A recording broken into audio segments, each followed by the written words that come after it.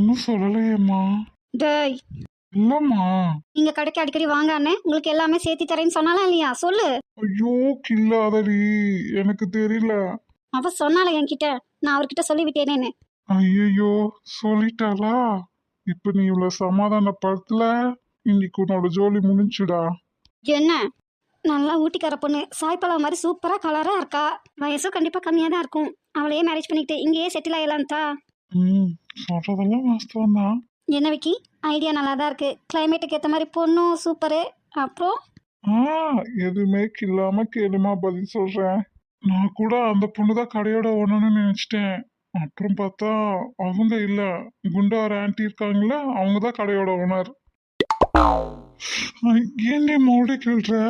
இப்ப அவ உனக்கு கடையோட ஓனர் இல்ல அப்படிங்கறதுதான் பிரச்சனையா? ஐயோ விக்கி, உனக்கு இன்னைக்கு நாக்குல சனி உட்கார்ந்துருக்கு போ.